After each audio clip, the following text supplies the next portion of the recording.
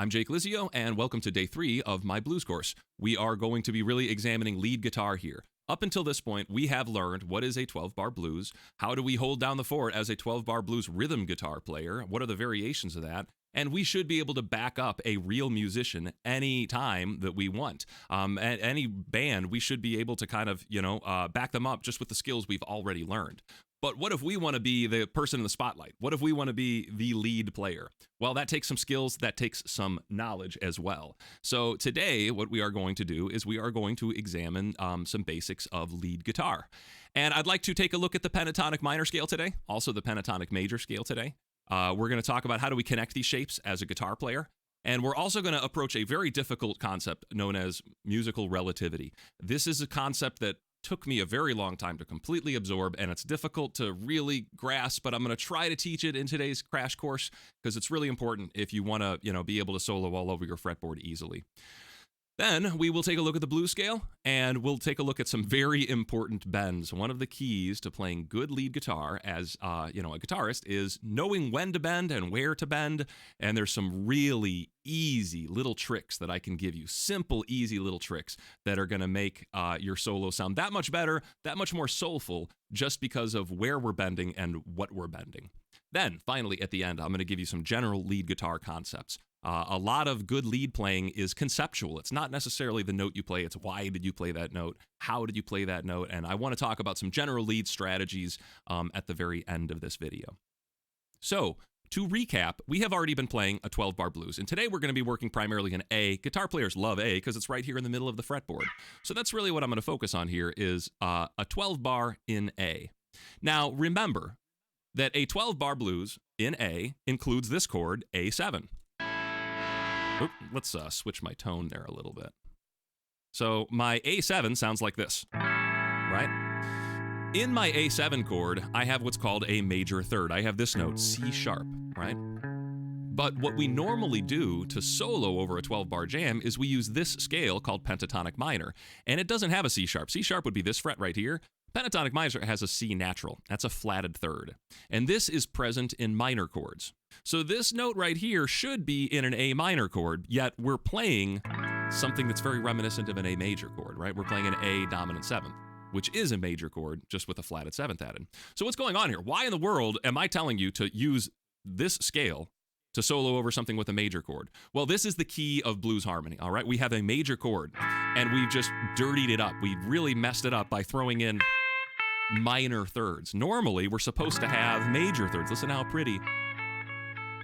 A major third sounds very nice and saccharine and sweet, but we're not dealing with sweet music. We're dealing with the blues, and that's where the blues comes from, in my opinion. I mean, it could be, there's a lot of philosophies on this, but I think the heart of the blues is when you have a major chord that's being discolored with a minor third, and the presence of that flat seventh as well really gives you the blues sound. So we are going to use this scale, Pentatonic Minor. We're just going to go up and down it over a 12-bar jam in the key of A, and it's going to sound incredible. This is the most preferred scale to play solos with.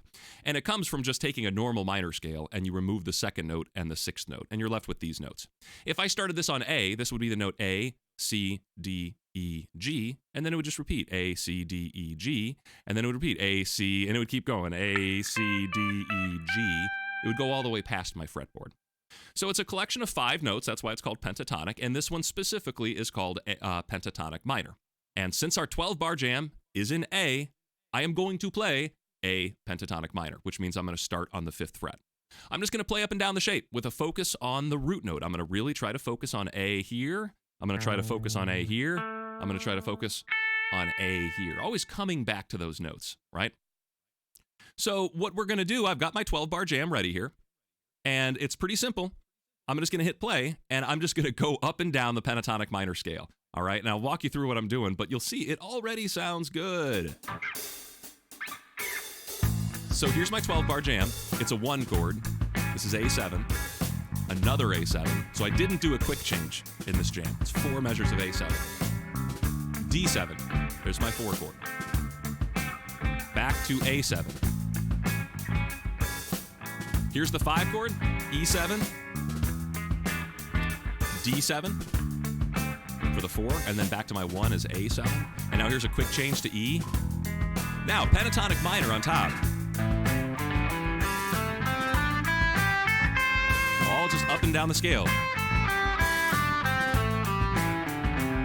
Sounds great, right? What if I start halfway in the middle of my scale? Instead of starting at the bottom of my scale, let's just start here. I'll go down the scale just starting halfway through. Right? Maybe I go up just a little bit of the scale and just stop. And then I go up a little bit of the scale and stop.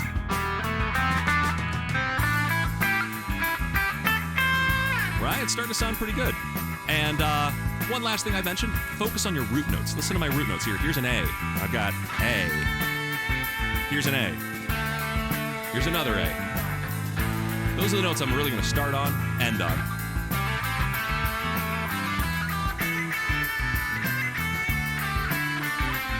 There's an A. There's another A, right? And there's another A. So you hear what that sounds like? It's got that classic blues flavor to it, and I kept it very simple there. I try not to play anything fast or flashy, just so you see you really just need to go up and down the scale, and it's actually going to work. This shape right here is going to sound like $1,000,000. And from here, you can decide to go nuts, right? There's a million guitar lessons out there on pentatonic patterns and how to play the pentatonic scale and pentatonic licks, you know? I mean, there's a million things I could teach you about this shape, but I want you to know that it gives me this classic bluesy sound, the traditional bluesy sound. So basically, if I try to have fun with it, instead of being so robotic and, you know, keeping it really simple, listen to what it sounds like if I try to have a little more fun with that same set of notes. I'll try to play some more licks that I'm familiar with.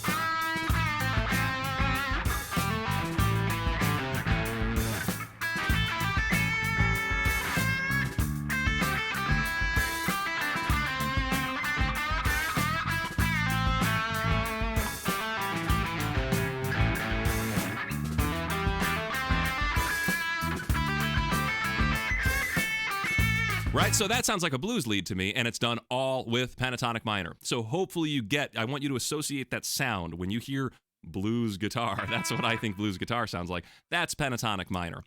However, guitar players out there, lead players out there, we have another choice. We don't have to just sound, you know, bluesy. We have an alternative. This is like, you know, chocolate and vanilla. You can choose which one you like. Some people like chocolate ice cream. Some people like the vanilla. Some people like a blend of both, and we'll talk about the blend too. But there are different flavors here, and we just talked about one flavor. I'd say pentatonic minor is the vanilla flavor.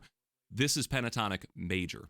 Pentatonic major is a different scale altogether. It's a totally different set of notes, and we can use this set of notes as a solo device. It will give us a different effect. Instead of being like, you know, the classic blues sound, it's going to be a way more soulful, sweet, uplifting, and bright effect. And that's because it's all based on the notes of the major scale. We're not going to have that clashing of the minor thirds like I talked about. We're not going to have that dissonant heart of blues anymore. Instead, we're going to have this really sweet sound, but our backing track is still really bluesy. So I really think this is a wonderful alternative. The pentatonic major scale comes from a major scale, but you just remove the fourth notes and the seventh notes of that major scale. And what you're left with are, well, the pentatonic major scale.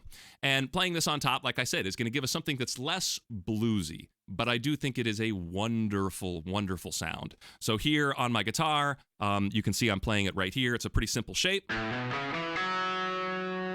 my 5th fret. And once again, I'm just going to take these notes and I'm going to play them up and down as I go over that same 12-bar blues. And I really want you to listen. You're going to hear this sounds totally different, and it feels totally different. This set of notes, starting on A, here's my middle finger on A, and I'm going to play that on top of the same jam track. Listen to how it transforms it.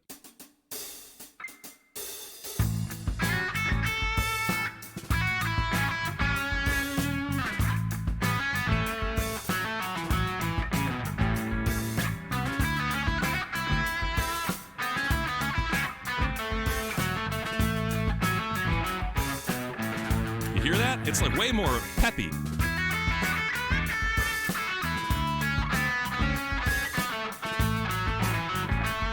Now, it might sound too happy to you. You might be thinking, where's the blues?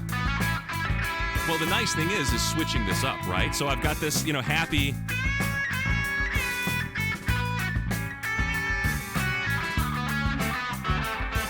But it really sets me up to get bluesy all of a sudden. Listen, right? So I'm still in major territory, but after the turnaround,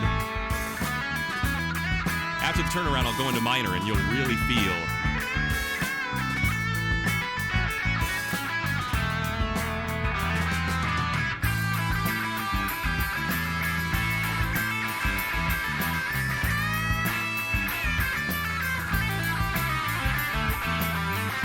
Right, so you hear that change where we went from that really happy, upbeat, peppy thing to like just crushing you with the blues feel. That is the magic of switching between pentatonic major and pentatonic minor. You're not going to get that transformative feel if you're sticking with just one of these, but being able to like choose, are you going to be good or are you going to be evil, right? You know, which side of your face are you going to show? That is a lead guitar player skill, and it took me a very long time to realize that either of these scales are totally fine over a 12-bar blues. You can play an entire 12-bar blues with pentatonic major. It's going to sound fine.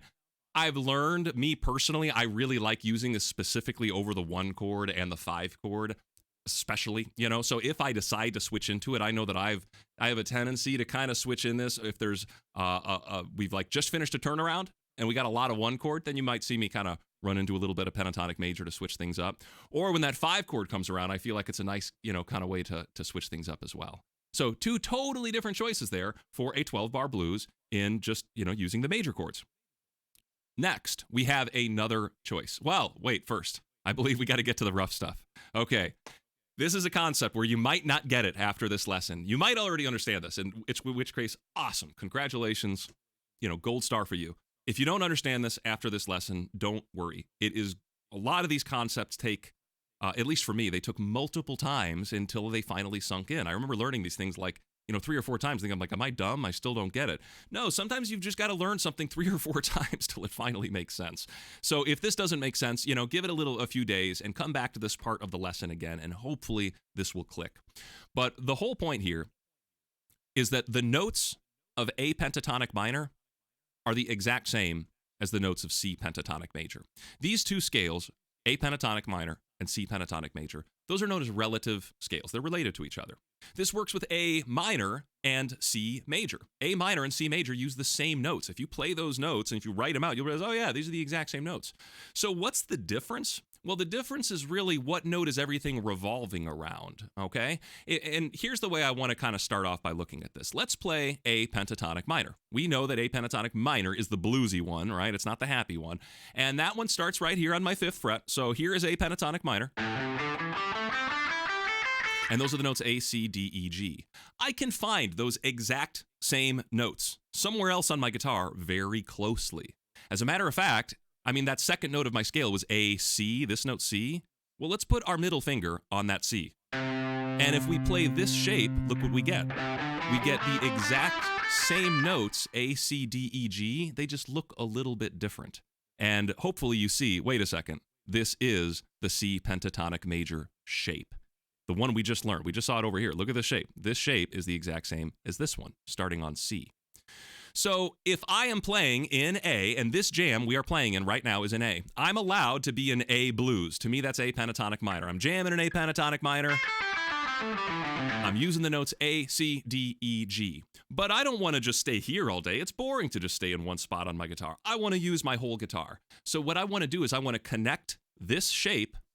I want to keep playing these notes, and I want to play them over here instead. And I'm not going to say that I'm in a new scale. I'm not in a new scale. I'm not in a new key. I'm still in A pentatonic minor. I've just connected it to another way to play A pentatonic minor, right? And when I'm over here in this shape, look at where my roots are. This is my A. This is my A. So these are the notes I really want to focus on when I'm soloing. So let's demonstrate that. I'm going to play in A. I'm going to jam in A. I'm going to play A pentatonic minor right here. I'm going to scoot over to the 8th fret. I'm going to play A pentatonic minor like this. We would call this the second shape of A pentatonic minor. But if you were just looking at my fingers, you might think, hey, he's playing in C pentatonic major. I'm not, because the band isn't even playing a C chord. No one cares about a C chord. So it would be a sin to say that we are in the key of C major when our bass player's playing A, our guitar player's playing an A, we're doing a 12 bar in A. So don't think C major, even though it's the same scale. Think A minor. So let's take a look here. I'm going to switch back to this bigger view so you can see my fingers. A pentatonic minor in its root position. Now, going to the second note of the scale is the 8th fret. I'm going to put my middle finger there and look what the shape. Those are the same notes. It shouldn't sound different because it's not different. So now I'm soloing an A pentatonic minor because I'm in this shape. I'm still soloing an A pentatonic minor using this shape, right? It's no different. I'm not changing keys. So I didn't change keys. I didn't do anything fancy there. I stayed in A pentatonic minor that whole time. I just did it 2 different ways. And the whole time, I decided to treat A as the root, always focusing on that A. Okay? That's how that pentatonic shape connects to major. This entire thing works in reverse, okay? So if that was confusing, this is going to get worse. If that made sense, hopefully you can bear with this next part. All right, check it out. If I wanted to be in A happy, all right, the key of A happy blues, that's A pentatonic major. Right? I started on A. I played my A pentatonic major shape, and it gives me this really sweet saccharine sound. Well, guess what? I can find these exact same notes lower on my guitar. As a matter of fact, I'd have to go down to the 2nd fret, and I can find these exact same notes. And look at this shape. It's the exact same shape that we just saw. It's because these 2 shapes are connected. They're producing the same set of notes. What makes it major or minor is what are we focusing on, right? Here, look where my roots are, right? Look at, now I'm focusing on A here, and everything else is, different. Whereas over here, I have a completely different scale. So long story short, what I'm going to do now is I'm going to play an A major. I'm going to jam in A major. I'm going to stay in A major. And I'm going to do that by starting here and playing A pentatonic major. Then I can connect that shape. I can stay in A pentatonic major by going back 3 frets and playing this shape. And look at the notes I want to focus on now. Let's just take a look at this. I'm on the 2nd fret. All right, and if I focus on this note, and this note, and this note, all the A's there, listen to what I get. I get this. This doesn't really sound grungy and bluesy. It's got a sweet, like country, a really nice major sound because I'm not treating this note as the root. I'm not treating this note as the root. I'm not treating this note as the root. So long story short, I mean, you can always find these because they're 3 frets apart. Your relative major will always be 3 frets higher, right? And your relative minor will always be 3 frets lower. And these 2 shapes will always be connected, okay? So what I'm going to do now, back to the big screen, I'm going to show you what it looks like to connect these 2. A major all the way through. Here's the A major scale, A pentatonic major. Back down. Now, down to the 2nd fret.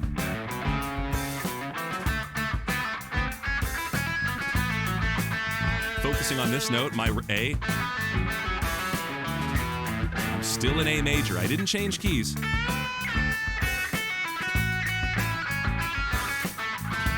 Staying in A major.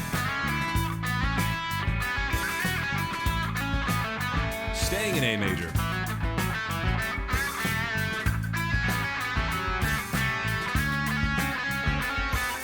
So I'm not changing keys when I'm doing that. I'm just using my whole fretboard because I understand that this shape could be major or minor. This shape could be major or minor, just depending on how I'm treating it. That is a very difficult concept for people to absorb, okay? So I don't expect you, if you've never heard of this, and if that's confusing, I get it. Don't worry, it was totally confusing for me too. So I don't expect anybody to understand this on the first shot, but it's really important to experiment with it and do this on your guitar because that's when it's gonna click. You're gonna be playing with one of these shapes and you're gonna see it and you're gonna hear it and go like, oh, I get it now. So, spend some time with it and don't worry too much if it doesn't quite make sense. Now, we are going to move forward into something much easier, all right? Much, much, much, much easier. That is the blues scale, okay? Let's take our good old pentatonic minor scale and we are going to add a tritone to it, all right? We are going to, and if you didn't know the tritone, imagine playing a power chord, right? You're playing that note with your ring finger. The tritone's just when you flat that. Right? It's the flatted 5th. It's a very, very gross, disgusting, disorienting note, and I love it. You throw that in the middle of your pentatonic scale, and what you get is a little bit more blues. In case you haven't realized here, and I really want to stress this, that the blues includes a lot of notes. This breaks all the rules of classical harmony, and if you're used to just working with the 7 notes of a major scale, you're not going to see that here. The blues is a whole mess of notes. It's a whole range of notes, and it kind of breaks all the rules that you might think in music theory involved. But remember, music theory is just describing things. So right now I'm using music theory to describe the blues. So it's not like it's breaking any rules. It's just breaking the traditions of Western symphonic classical composition. You didn't hear a lot of blues scale in, Bach music. But we're just kind of using these, theoretical terms to describe what's going on. And this works great. It's a very, very simple way to sound bluesy on top of it. I'm just going to go up and down the blues scale. Listen to how well this sounds. It's definitely got that minor flavor.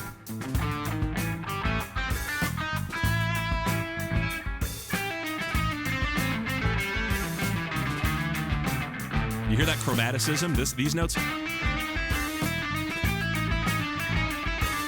That little bit of chromatic interest really gives you some, weirdness, which we like to hear in the blues.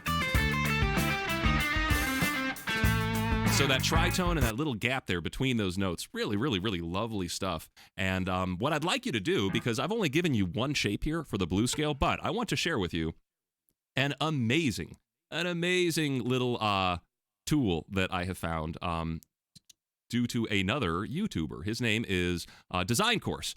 And look at what Design Course made here. This is an incredible website. It's called Frettastic, FRETASTIC.com. And this is like, you've seen websites like this. You've probably Googled images and scales and stuff like that. But this is about as good as I have ever seen one of these. And better yet, it's totally free. So look at this. I want to be figuring out the A blues scale. And so I'm going to click on A. And look at all these different scales I get to choose from. I'm going to do a blues scale. And this might look like a mess to you. You might be thinking, what in the world is going on here? Well, these are all the notes of my A blues scale. And I could choose any one of these notes to solo on top of my track right now.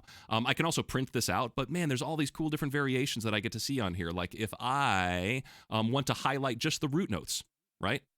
Now I can see just where the A's are, and now it's a little bit easier for me to parse this entire thing. And I can see here, let's say I want to reduce the amount of frets. Let's say I only want to look from fret number 5 to fret number 12, all right? So now I've got this kind of abbreviated shape there. And actually, there's even more. Yeah, let's take a look at this, the cage system. So now I've got all these different positions. He's got a position here for me on position 1, position 2, position 3, position 4. Where's the one I just taught you? Where is position? Right here. So in here, it's been called position 5. And I don't actually know why it's called position 5, but I don't mind. I don't really like labeling the pentatonics with names and stuff like that. Just, they're all the same scale. They're all connected. But check this out. I've got this shape right here that I just taught you. And if I wanted to learn another way to play it, I could just kind of click the next position. After 5 would go to 1. And now I can see, hey, I could start here.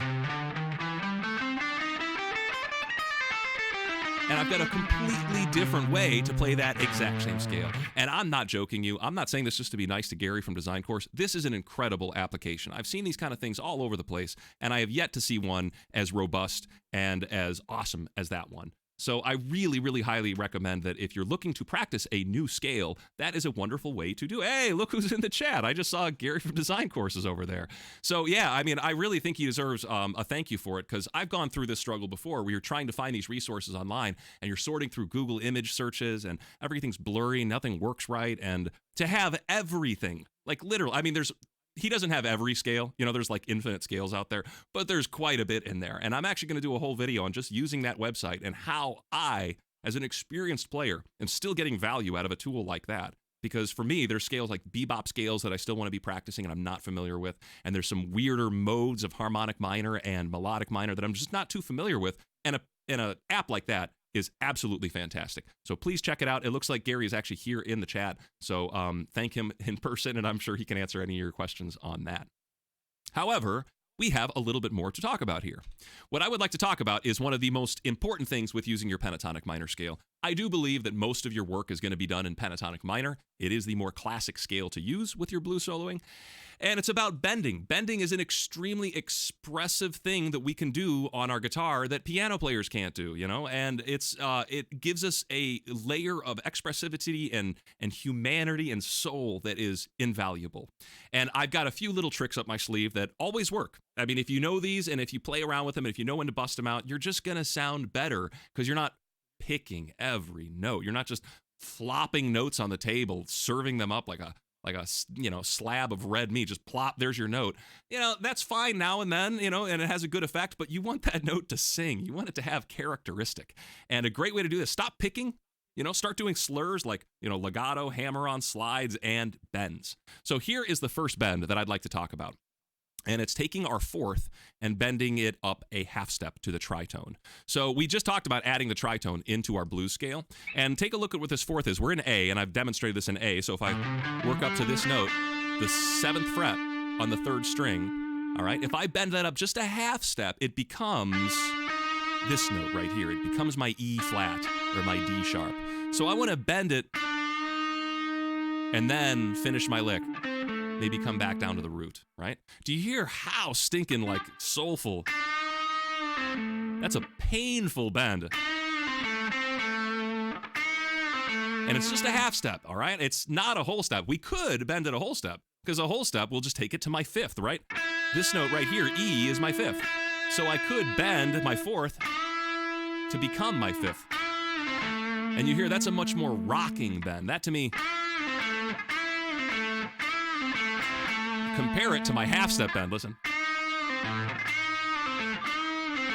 I mean, that's a lot more grunge. It's got a lot more pain in there. And then some people think this is advanced stuff, and it took me a long time to realize it's not advanced. A micro bend, a bend that's not even a half step. It's like a slightest bend you could possibly imagine. It's literally maybe a quarter tone, but it's just enough to make it go out of tune. And this is so subtle, your ear might not even notice it. I get it. But as your ear graduates and evolves, you will notice these things, you'll hear them, and you're going to want to reproduce them.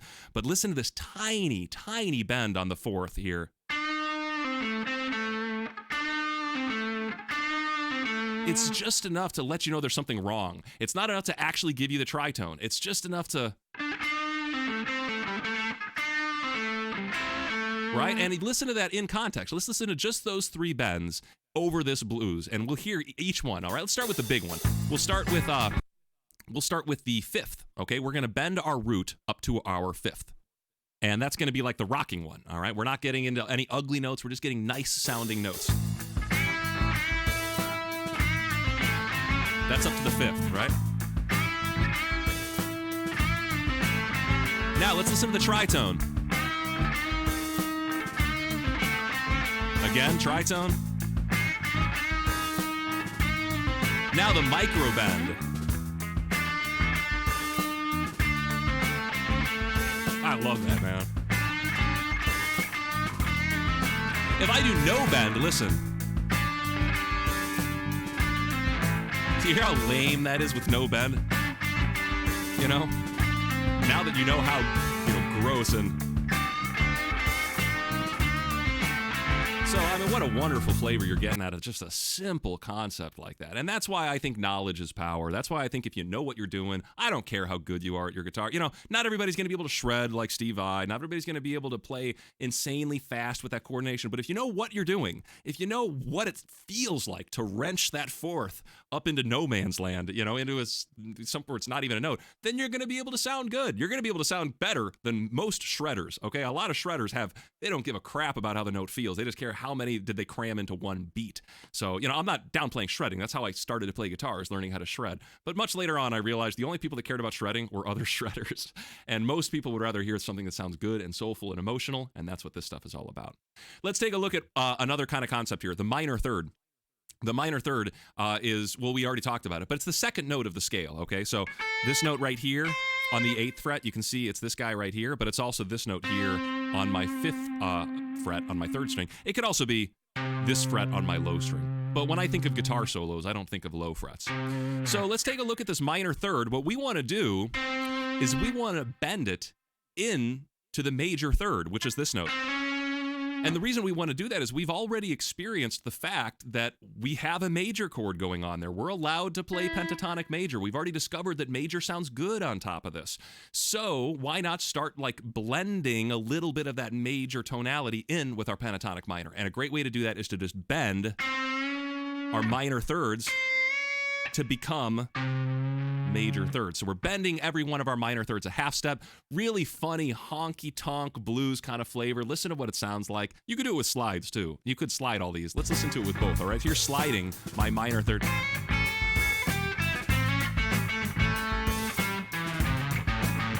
right? Now, let's start with the bend.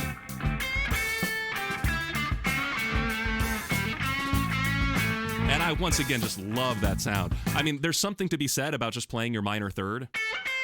But when you play that minor third and bend it up to the major third, what a sweet sound, you know?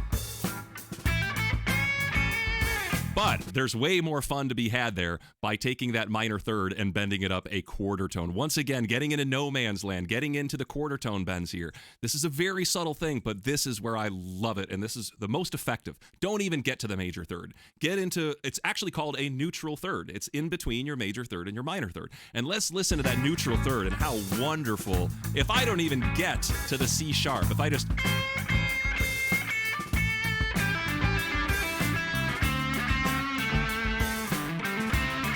You hear that? Right? So I'm just kind of plowing away on that note, but I'm not hitting it flat because it just doesn't give me a lot of energy if I just hit it flat. No bend. There's no bend. Now with that little bend. Do you feel that?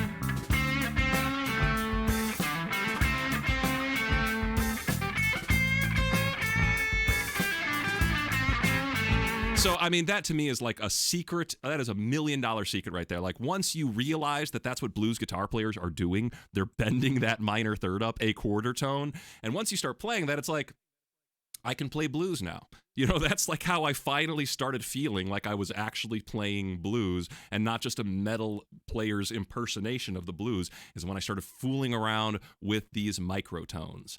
So those are the most important bends in the entire shape right there, and they're so convenient, so easy to work with because they fit right there. Obviously, if you can do it in this shape, you want to approach a different shape and try to take to these same bend concepts and apply them to different shapes.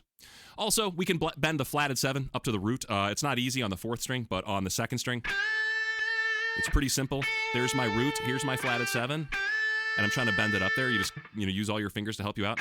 And I mean, you're getting into blues territory right there. But I think that is the least bluesy out of all of them. It's just an easy one to do in this shape. Okay? So that's the idea of using our important bends. Now, taking all this stuff and kind of being abstract with it. Oh, yeah. Don't bend the root.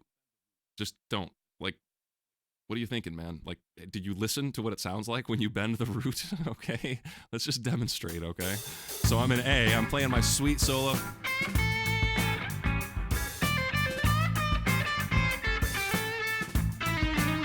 And then I decide to bend this root.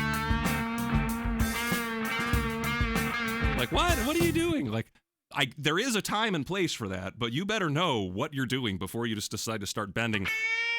Like, you need to know that is an alarming sound, and it's not gonna fit well with your tasty little blues licks. Like, it's for the alarming section of the song if your song has one of those. So just be careful. The root is not to be bent unless you're in some like weird Phrygian tonality, or unless you're trying to really freak people out and get them scared, okay? It has its time and place. Most likely not in the blues. So what I want to talk about is general lead concept. How do you make your leads sound better? We've talked about just going up and down these scales, but there's some very, very simple concepts you can apply that don't even involve practicing your instrument. They just involve their conceptual ideas that will make your lead sound better. Don't just play notes. Try to create phrases. You're not here to play me an A and to play me a C. You're here to say something and then to say something else. So just like the way I'm speaking to you, I speak in phrases, right? I don't just talk to you at one pace and every single word comes out at the same pace and I don't have any modulation in the rhythm of my voice. This would be unlistenable. Nobody would watch my videos and nobody would care about my teaching skills. You need to have space. You need to have point A and point B. And let's kind of listen to what I mean by that. That's a very abstract thing, but okay, here's my phrase. I'm going to start it off with some hammer-ons and some beds. So I'm going to have like a two simple phrase. One, right? It's like there's a little bit of, spot there. I said something once, I said something twice, I said something again, and then I brought it back, right? It's a natural talking kind of thing. We're not just playing notes. Nobody cares about your notes. They care about the phrases. And good guitar players really will sound vocal. Listen to Santana play. I know one of his biggest influences was Dionne Warwick, the singer, and trying to emulate her singing style. And singers take breaths, So if you're emulating a singer, you're really going to need to, kind of keep that in mind, that it's not about how many notes you play. It's a lot of times the space in between. So those are the two things, right? Leaving space between your phrases and creating those phrases. It's too easy to play too many notes, all right? Just diarrhea of the guitar. It just keeps flowing out incessantly. Nobody wants that, you know? Guitar players want that. And you really don't want to be appealing to only guitar players if you want the world to like your music. You know, the guitar players are a small minority of musical consumers. So, you know, don't really care too much about what the guitar players think about what your phrases. You know, I'd rather care about what the lay public thinks about my leads, to be honest with you. Repeat yourself. It is so beneficial to play a phrase over and over again. Listen, if I'm just doing randomness all over the place and I'm never repeating myself, it's chaotic, right? But if I just do this simple phrase like this, again, now I've got ideas. Now my brain is thinking. Now I'm thinking of ways to follow it up. So maybe like, there's that little bend. How about again? Again. Same exact thing, repeating it. And now call and response. Let's do it again. Repeat it a third time. And then finally change it.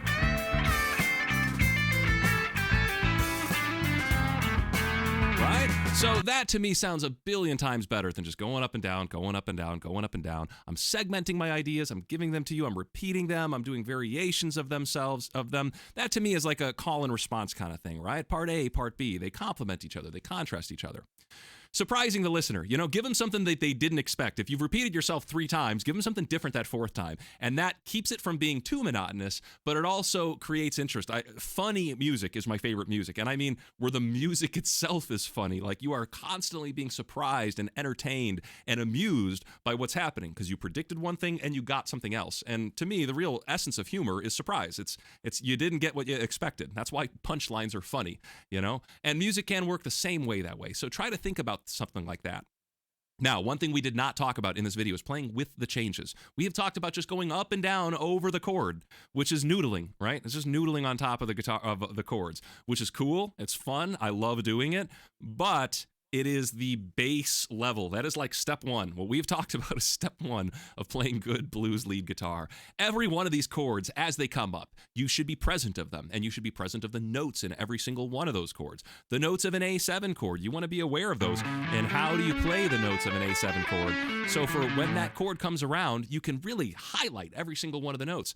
Same thing for D7 and A7. Knowing your arpeggios and being able to, you know, really lock into that chord and then play around with a little of the scale, lock into the chord, play around with a little of the scale. That's the goal going forward if you'd like to keep, you know, studying this and take this blues playing to the next level. Think vocally, verbally. Hopefully this makes sense to what we were saying before. Literally think vocally. Like, let's say you have a phrase like something you would say, I don't want to stay inside. How would you say that? I don't want to stay inside. I don't want to stay inside. And you turn it into a guitar lick. I don't want to stay inside. I don't want to stay inside. It's no longer like a rhythmic thing. It's no longer a eighth note, quarter note, 16th note. No, it's just this expressive, I don't want to stay inside. I know that's silly, but like that's where the blues soul comes from. It's not this robotic metronomical thing. So I can't tell you how many times I've literally written melodies and licks based off of verbal phrases because they work, you know, that's what we think. This is a language. Music is a language. So it's easy to convert a language concept to another language concept. And if you've got a verbal phrase, try to literally embody it in music and see if it can come across. And I think that's a great way to play lead. Lastly, expand your scale set. There are a lot of scales you can play over this. This is a crash course. This is not a master course in blues lead guitar. You could spend the whole rest of your life learning how to play blues lead, and you'd run into examples of where Mixolydian shows up, where Dorian shows up. These are things I would love to talk about, but we got to keep things bite-sized. I don't want to overwhelm you with too much information. But this is a good starting point, and I do feel like this is kind of where, you know, I think there's a lot of doors to open up from this point on afterward. So hopefully you agree that you've got a good baseline for your leads at this point in time, and hopefully you are motivated to at least practice what we've got here. And the way I would do that is as follows. I would take the 12-bar jam that is included, that is in the PDF pack, the resource pack. I would jam over it using only a pentatonic minor. That's it, just the one shape, all right? Then do it over again and only use a pentatonic major. That'll give you a real good, idea of what does it feel like? What are the differences between these two scales and how do they feel? A pentatonic minor is that bluesy thing. A pentatonic major is that really happy, sweet thing. How about jam over a 12 bar, but then try to switch up the feel halfway through by using both of them. So half of the jam, you use a pentatonic major. Half the jam, you use a pentatonic minor. You start kind of switching between them to really play around with when does one feel good and when does the other one not feel good. How about you jam over a 12 bar using a pentatonic minor, but in two different positions? So you're going to do a pentatonic minor here, and then you'll do a pentatonic minor here as well. Do the same thing in a pentatonic major. You're going to play a pentatonic major, and then you're going to play a pentatonic major. Now, do all that over again in G. I have a jam track part of the PDF pack. It's in G, so just do that all over again in G. And that should keep you busy for at least an hour, and it really should kind of get your, it's all about the hands-on experience. You can listen to me ramble on about this all day. You can memorize shapes all day, but unless you just start getting your hands in there, start playing notes, start really figuring out what this stuff feels like and what it sounds like, that's where the practice is going to happen. So I hope you enjoyed this lesson, and I will plan on seeing you in tomorrow's lesson. And really quick, let's recap what tomorrow's lesson is going to be all about. Tomorrow's lesson is going to be on the minor blues. Ooh, yeah, fun stuff. So we're going to learn some new stuff about minor 1 chords and minor 4 chords, minor 7th chords, the flat 6 chord, variations of the minor blues, how to play lead over a minor blues, and variations of our 12-bar blues that actually are called 8-bar blueses. So I feel like this is a really, really wonderful expansion of our blues stuff because it's a whole brand new dimension, all sorts of different flavor completely. The minor blues is a wonderful smoky flavor. So I believe that's going to wrap it up. So thank you for watching day 3 of the blues course, and I will plan on seeing you in the next lesson.